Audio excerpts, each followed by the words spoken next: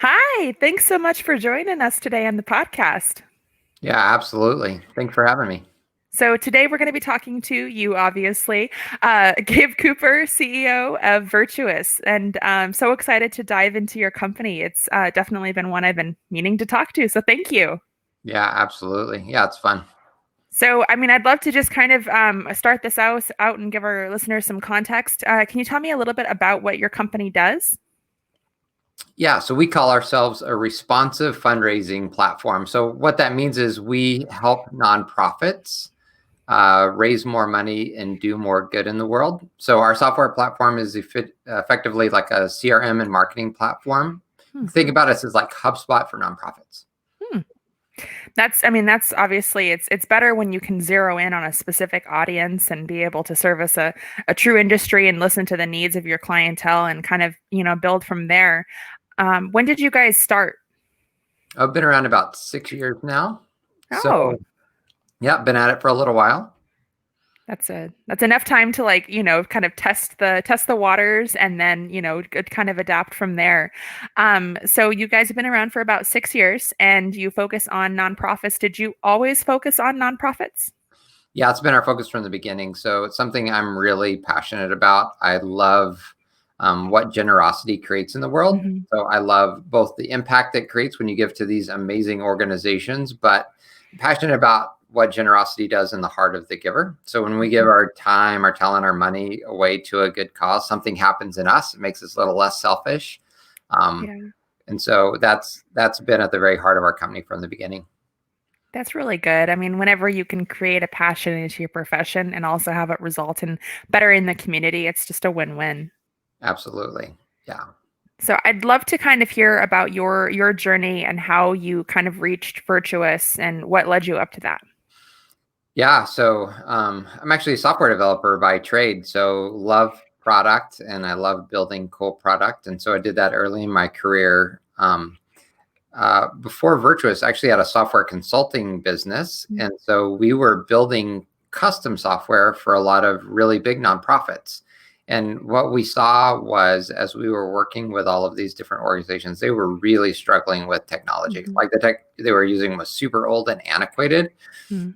But more importantly, it didn't help them build personal relationships with donors. It was just sort of like spray and pray marketing. Like everybody gets the same letter, everybody gets the same email, and it was frustrating to us to see nonprofits trapped in that. And so after doing that for several years, me and a couple of members of the team from that company decided to found Virtuous. We thought, man, if we don't fix this problem, nobody's going to.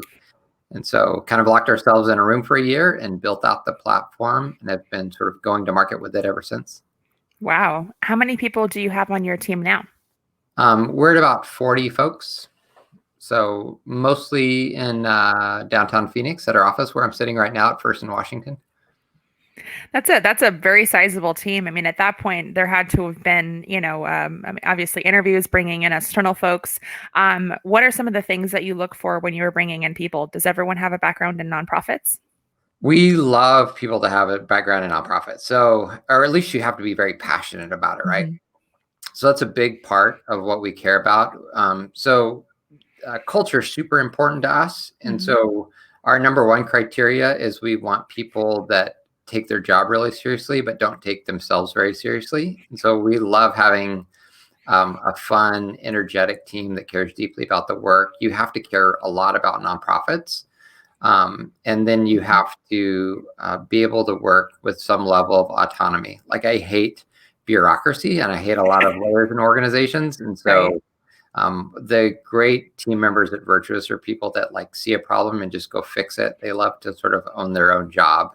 So those have been kind of the markers that we've looked for.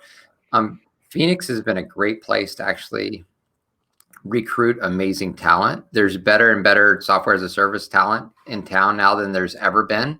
And so it's been a really great place to go out and hire folks.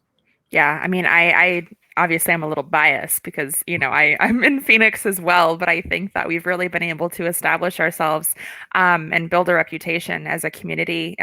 Phoenix really holds its own in a lot of the different tech markets too, even comparatively to Austin and some of the other, hot Mhm. locations. Yeah, absolutely. There's been some great founders in the last few years that have got to scale and they've stuck around and poured into the community. Like I think about like Keep and Clayton Mask, or Campus Logic and Greg Scoresby. Some of these folks, like they're taking time to pour back into the community and make a difference. And so it's great. I mean, that's what makes a great ecosystem, right? You look at it like a Salt Lake City or some of the other markets that have done well with SaaS, is because there's founders that stick around and they mentor, and there's great people that come out of those companies and just go to work at the next great company. And so we're starting to see that sort of cycle in Phoenix. Yeah. Which is awesome. Yeah, and I mean, you threw it out there. There's a bunch of different founders in the community that have stayed and poured into the ecosystem. And not to put you on the spot, but almost behind every good CEO, there's a mentor that helped them. Was there any kind of notable coachable moments that you had as you were starting out your career and venture into this new business? Yeah, there's been a lot. I'm old, so I started in the original .com boom in like late 90s, early 2000s, and the North Scottsdale Air Park used to be the place where all the tech gathered back then. And so there were several great people back then that kind of paved the way. Actually, two of the co-founders for my first business worked at a little agency with me back then. And so just learned a ton from my co-founders back then. I think now there's been several folks here in town. So Greg Scoresby at Campus Logic is one of them, who really spends a lot of time with me. He's on my board, and so he has to spend a lot of time with me. But Greg Head, who recently moved to Dallas, but he created Greg's List here in town, spent a lot of time with him, and he's helped a lot. So there's several of those folks that I think have really poured into me and several other founders at our stage, right, that have made a big difference. Fun story about Campus Logic. So I had, worked in my career mostly corporate, and I had a good friend that, switched over and went to Campus Logic. And that was actually the first time I had heard of an open concept office. I was so used to kind of the cubes, and she's like, it's so interesting, open concept. And I remember trying to wrap my head around it. I'm like, wow, now that is tech, open concept. And, now I'm working in a community shared workspace, and I'm like, things escalated quickly. But whenever I think of Campus Logic, I think of, seeing them as like the innovative, the open concept, the, tech. Yeah. And theirs is very open, right? You walk in, it's just like one big room. Yeah. It's pretty amazing. No, it's definitely cool to see all these different startups kind of, grow within the community, and whenever they can stay within Phoenix is always a win. Yeah, absolutely. We need more of those, more folks to stick around and invest and mentor and, crank out great talent that can go to the next company. It's critical for the ecosystem. Absolutely. So let's talk about, within the ecosystem, how do, people get into your company as far as, the nonprofits? Is it just a client process? Is there an application process? What does the customer journey look like? Our customer journey at Virtuous.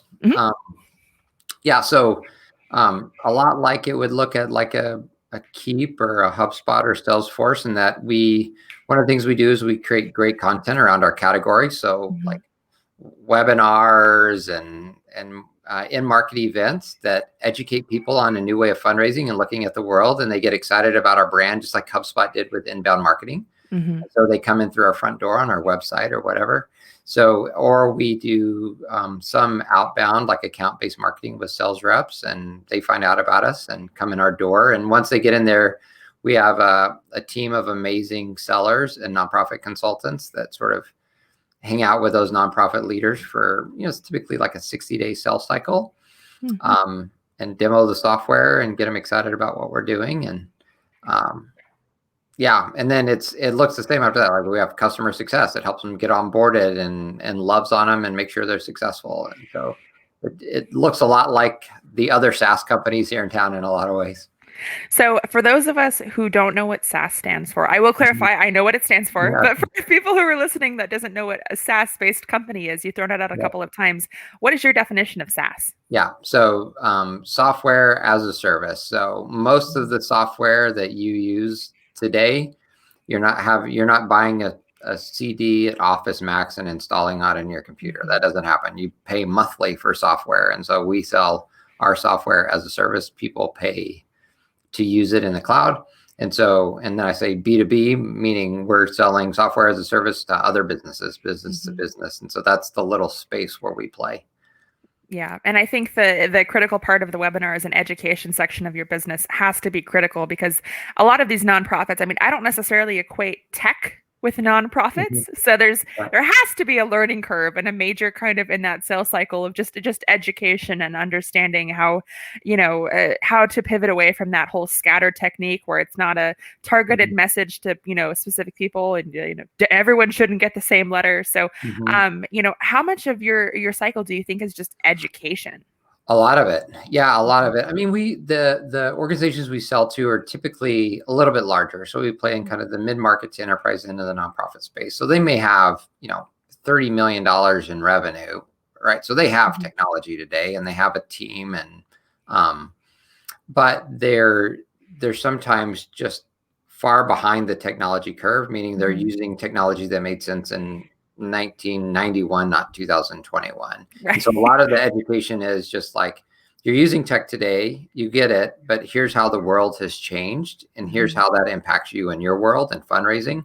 And so, yeah, the sales process is a ton of education, and Yeah. even post sales is a ton of education. It's just a big part of what we do.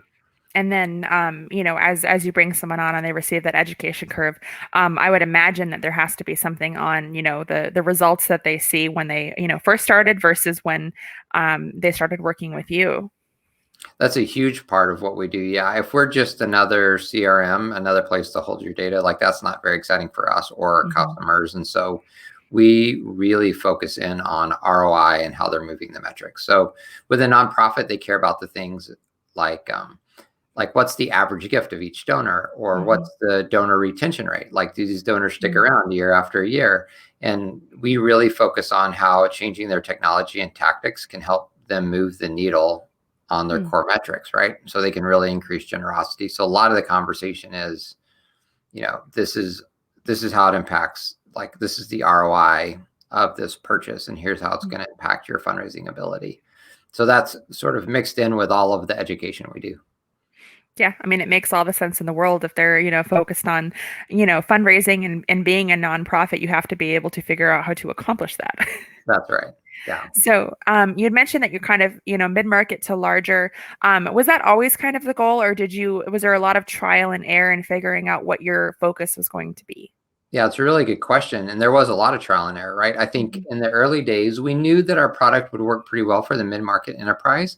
But mhm, when you're super small, it's hard to sell into enterprise. And so we would mhm, just take whatever came through our website, which ended up being a lot of small nonprofits, mhm, which are great. We love, love, love serving those guys, but we weren't selling into as many folks that were the perfect fit, right? mhm, And so we've had to learn over time who the best fit is for our product. And we've also had to sort of adapt our sales motion. And so we're getting in front of the right people at the right time, mhm, which, if you just wait for people to show up at your website and take whatever shows up at your website, you're not always going to be selling to the right customer.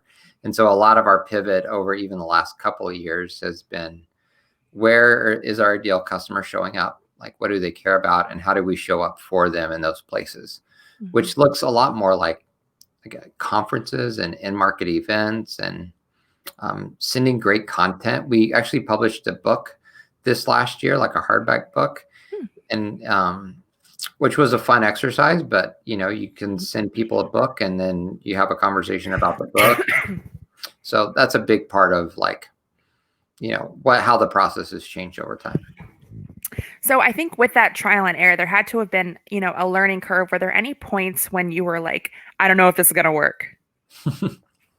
Yeah, I mean, I think every startup entrepreneur has moments. Mhm, It's like you know always pivoting back and forth between we're going to take over the world and then total like imposter syndrome. And so any entrepreneur that says that's not the case is probably lying. And so there are mhm. definitely moments, especially in the early days, where we're like, we're starting a CRM company. Yeah. Like, that's no joke, right? And who knows if people are going to like this? And we knew we liked it. We used to work. Mhm, Some of us used to work at nonprofits. We used to be our own customer, and we liked it, but we didn't know if everybody else was going to like it. And so you do have those moments all along the path. I think at this point, fortunately, we've gotten to a point where we're sort of, you know, too big to fail in startup terms, right? So we've hit critical mass, and so you have much less of those moments like this may not work, Mm-hmm. but more like how can we make it work faster? Yeah. And I think one of the things that's a little bit unique to your founder story that I've heard is that you kind of came into it and you already had the experience as well as kind of a network. You went into it with other people who were like, yeah, this is a good idea. Yeah.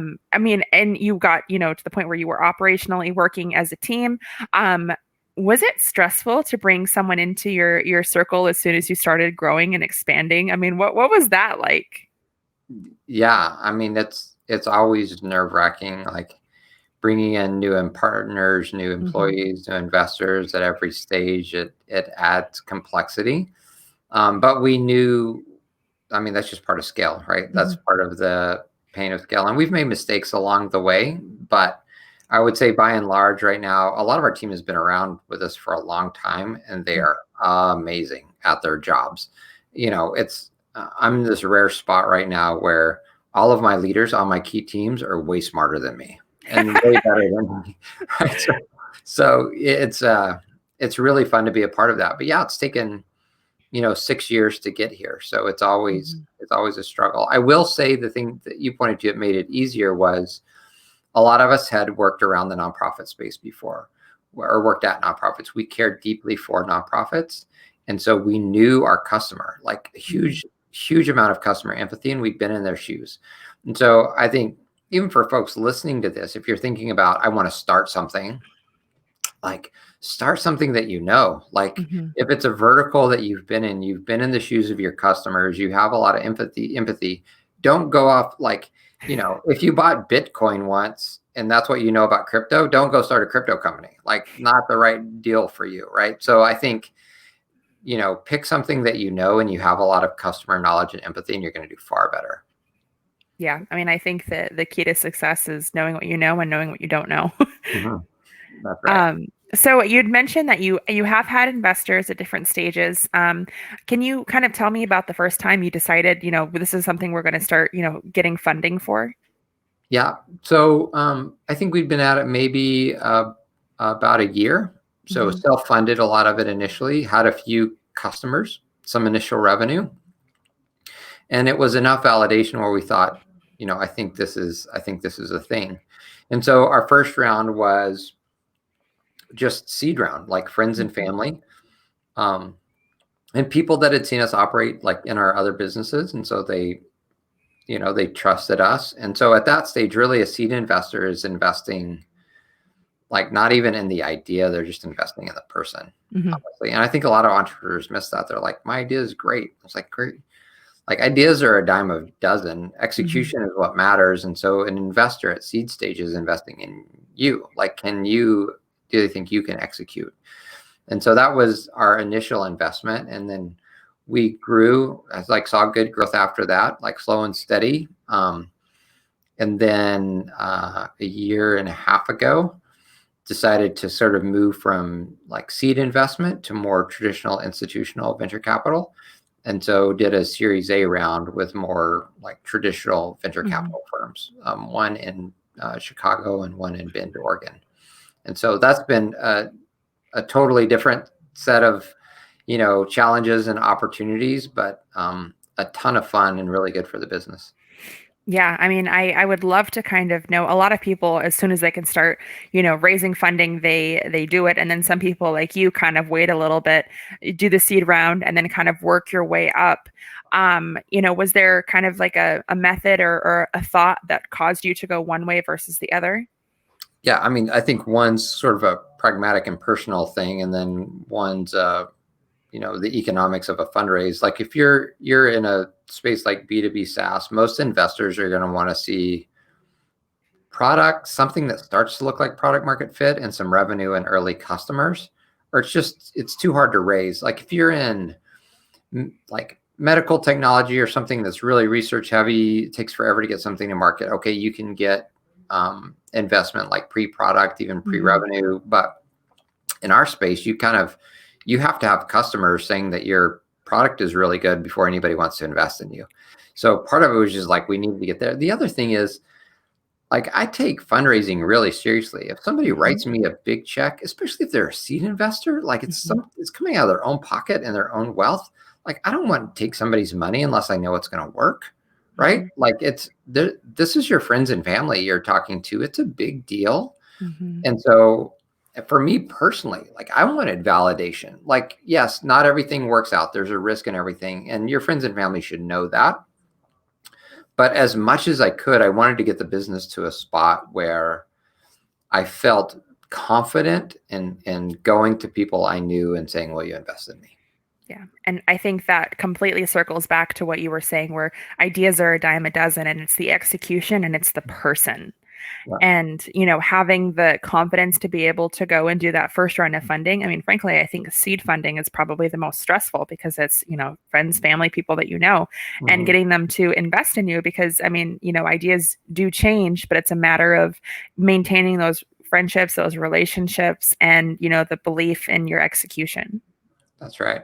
Yeah, that's exactly right. And Mhm. things still fail. Like some of the best entrepreneurs I know have had like massive failures and lost their friends and family money.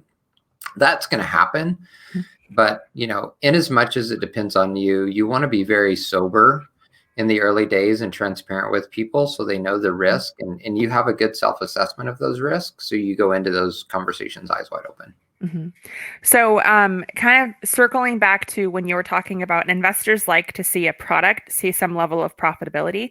You being the software engineer kind of behind the product, that was a huge heavy lift on your part, especially kind of in the early phases. Like, let's talk about your software engineering days. Yeah, well, fortunately, so I'm a software engineer by trade, but because we had a successful consulting business, which this is another like great tip. Like I love founding a company out of a consulting business or agency because you can self-fund Mhm. all of your product development and still feed your family. It's great, right? So we self-funded Virtuous out of our software consulting business in the early days. But what that afforded me the ability to do was like I brought over one of our best engineers, Adam, who's still on our team now. And so he could just crank on it and get stuff done. And so I'm a firm believer, especially in the early days, having like, technical co-founder, in-house engineer, somebody Mhm. who's like shoulder to shoulder with you, helping build product.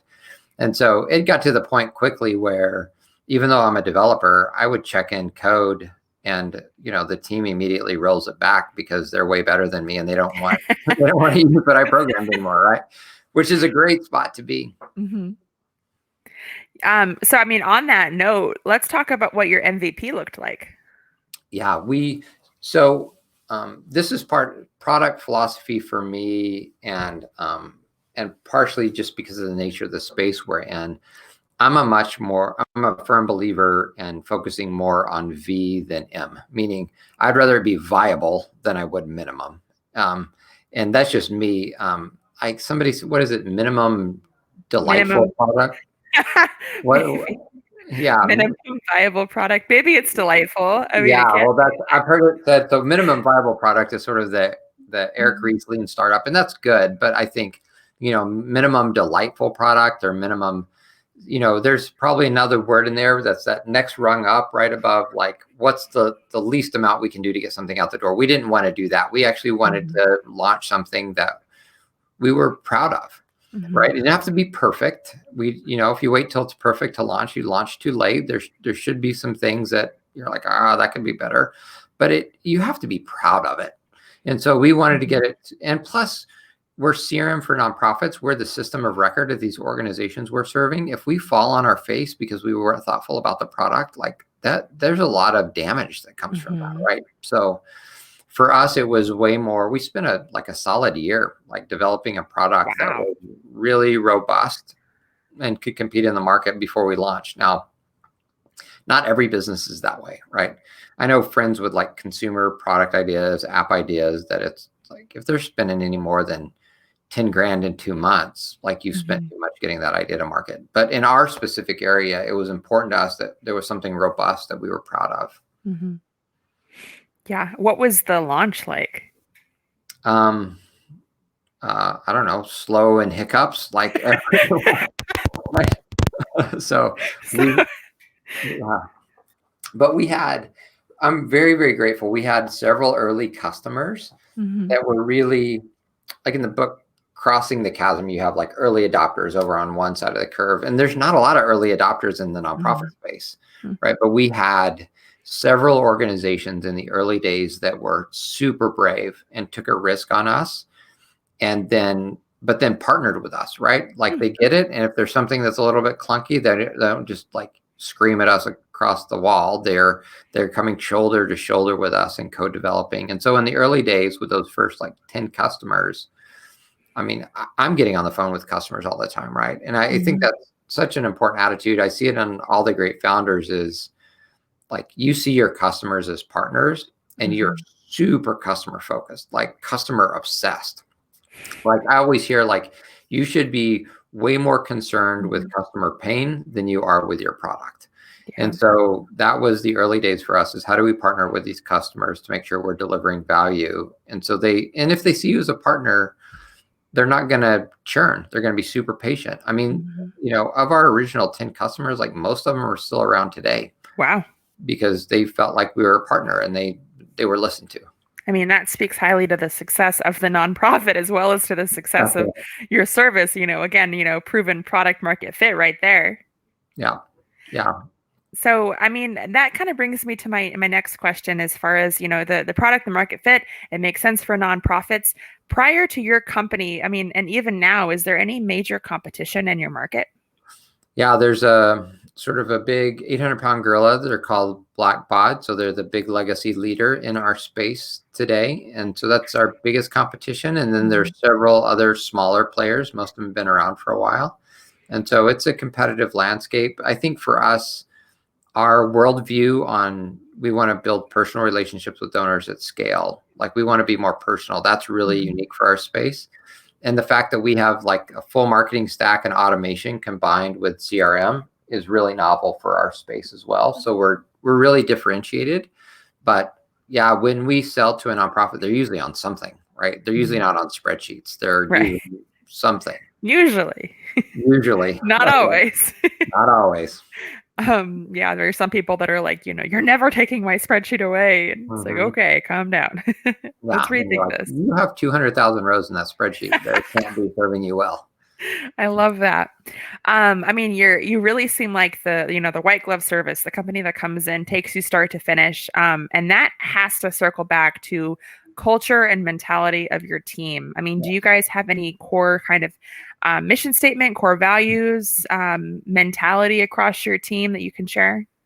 Yeah, I mean, I think a lot of what I said already about we take our work seriously, we don't take Hmm. ourselves seriously. That's a big part of who we are. The Hmm. fact that we're driven by generosity. So not just helping nonprofits be more generous, but us be generous, like us being Hmm. generous with our time to our team members, us being generous in all we do. So I think that soaks into everything.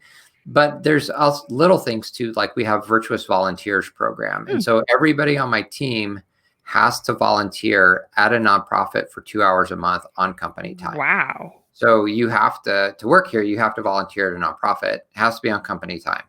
And so everybody on my team isn't just saying they like nonprofits. They're at a food bank or Mhm. they're, helping with COVID or they're, a guy on our team plays guitar. And so he goes to Children's Hospital like once a month and plays guitar to entertain like kids and their parents in a children's hospital. Right. So like that sort of passion for nonprofit and generosity, we see that throughout the team. I'm just blown away every day by like how the team exemplifies that. Yeah. And I mean, as a company, that is a substantial investment in, your core foundation of what you do. I mean, 2 hours a month. I think most companies are like 4 hours a year, if Yeah. anything, and it's optional. Yeah. Like, Right. Yeah, that's right. Yeah, it's a big deal for us, right? And the other thing is it's good for the soul, but it also creates a lot of customer empathy. Like mhm, it's hard to get cynical on the phone with a nonprofit if you've been serving a nonprofit, right? It's mhm. just it melts away all of your cynicism when you've been in their shoes working with them side by side. Where are some of your favorite places to volunteer? That's great. There's several. Like my favorite organization right now that I work with is called Care for Children. So they do adoption and foster care in Asian countries. So they work in like Mhm. China, Thailand, Vietnam. A lot of those countries haven't traditionally had foster care systems. So, if you're a kid, you've been orphaned, you go into an Mhm. orphanage, and that's sort of how the system works. So they help government set up foster care programs and adoption programs to get kids out of orphanages into homes in those countries. And I love what that, I mean, they're having such Mhm. a massive impact across Asia right now. And so I spend a lot of time helping those guys think about strategy and fundraising and all sorts of stuff. But that's probably the most fun one for me right now. I love that. That is such a good example of, tailoring your skills and volunteering. I mean, sometimes the people think volunteering, it is the standard thought of, serving in a food Mhm. kitchen, but you're taking your skills and your expertise and actually applying that to how you're volunteering. That's great. Yeah, it's both and, right? I mean, I think Mhm. I've taken to my kids to feed my starving children here in town, and we just packed bags of rice and beans while Katy Perry Mhm. was playing for 2 hours, right? And that's a Yep. awesome I've experience done that too. too. Yeah. Yeah. So you should do that and work at a food bank or serve meals or Mhm. whatever. But you should also figure out what your strengths are and your superpowers are and Mhm. apply the best of who you are to your volunteer time, not just to check a box, but actually say, how is my gifting and my superpowers? How can that serve more than just me? That is a very good way to think about it. And I honestly hadn't even thought about it in that manner of looking at where you can truly contribute, what your strengths are and how you can maximize the 2 hours or however much time you're spending to that organization. So Yeah. that's a beautiful way to think about it. Yeah. Well, I don't have too much more time, but I wanted to just get my one last kind of question in, which is, what advice would you give to someone who is starting a company right now? Yeah. So, I mean, all the stuff we've talked about to this point is super important. But for me, I think the most important thing is um, what gets called durable relationships. And by that, I mean, you need to surround yourself with a community of people that know you, that love you, that have your back, that are in it through thick and thin. And so, like mentors or friends that are doing Mhm. similar things or have done similar things that you can be transparent with. Starting a company is really hard. You feel like you carry the weight of the world on your shoulders. There's good days and there's bad days. And it's critical that you're not in it alone. Like Mhm. it's too hard to do alone. And so, from the early days, really cultivating relationships where you can be vulnerable, transparent, and people that have your back, like that is so important and so underestimated by most entrepreneurs. Yeah, a strong network is going to lead to a strong end product, and the more feedback and brains that you can have supporting you, the better. Yeah, that's right. Well, thank you so much, and please do let us know how our listeners can learn more about your company. Yeah, the easiest way is check us out at virtuous.org. That's our website. You can learn about us. And if you're interested in that book I talked about, it's called Responsive Fundraising. You can find it on Amazon or anywhere fine books are sold. Perfect. Well, I will say that one of my takeaways is I'm going to go back to my team and we're going to figure out how we can go volunteer. I think that that's an incredible thing to integrate into the culture, and I'm going to take that one home with me. So thank you so much. That's awesome to hear. That's great. Yeah. Well, good. Well, have a great rest of your day, and thank you so much for taking the time to talk